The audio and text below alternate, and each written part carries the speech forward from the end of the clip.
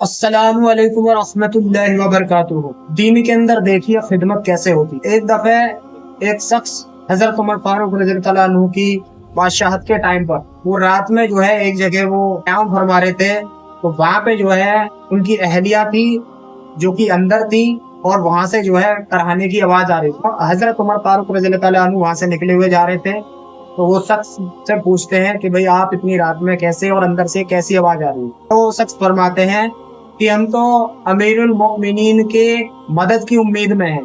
तो कहते हैं कि अच्छा ये बताओ कि अंदर से कराने की आवाज क्या। तो बताते हैं कि मेरी जो अहलिया है उसका जो है आखिरी टाइम चल रहा है, यानी डिलीवरी का टाइम जो है आखिरी चल रहा है, उसी के दर्द से जो है वो आवाज कराने की आ रही है। तो हजरत उमर फारूक रज़ियल्लाहु अन्हु पूछते हैं कि क्या यहाँ कोई औरत नहीं है आपका? तो फरमाया कि नहीं। तो हजरत उमर फारूक रज़ियल्लाहु अन्हु जाते हैं अपनी अहलिया के पास और कहते हैं कि आपके लिए खिदमत आई है और खिदमत बड़े सवाब भी है। तो कहती है कि क्या खिदमत है?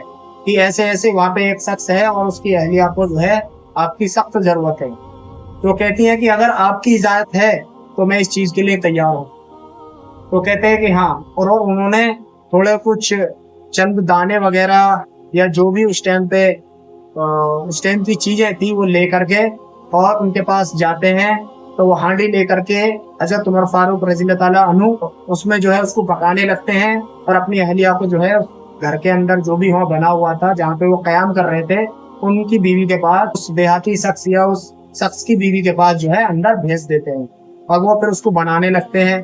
तो वो फिर बनाते हैं और बनाने के बाद फिर अंदर से आवाज आती है कि अमीरुल मोमिनीन इस शख्स की, या कहते हैं कि इनके लड़का या साहबजादे पैदा हुए। तो जब अमीरुल मोमिनीन का ये अल्फाज वो देहाती शख्स सुनता है तो चौंक जाता है, कहता है कि अमीरुल मोमिनीन मतलब इतने बड़े बादशाह और मेरी अहलिया के लिए इस तरीके से चीजें कर रहे हैं जहाँ पे कोई एक भी दूसरा शख्स जो है किसी की हेल्प नहीं कर रहा। वहां पे जो है उस टाइम के बादशाह हजरत उमर फारूक रज़ियल्लाहु अन्हु खुद और अपनी बीवी को लेकर के देखिए किस तरीके से आम लोगों के बीच में जो है उनकी खिदमत किया करते थे। तो फिर वो कहते हैं कि आप ये खाओ और खाने के बाद जो भी आपने खिदमत की होती है तो दूसरे दिन वो सारी चीज दे करके उनको रवाना करते हैं। तो ये थी दीन के अंदर खिदमत करने का जज्बा, दीन के अंदर खिदमत करने का एक तरीका, दीन के अंदर किस तरीके से लोगों के ऊपर रहम किया जाता है।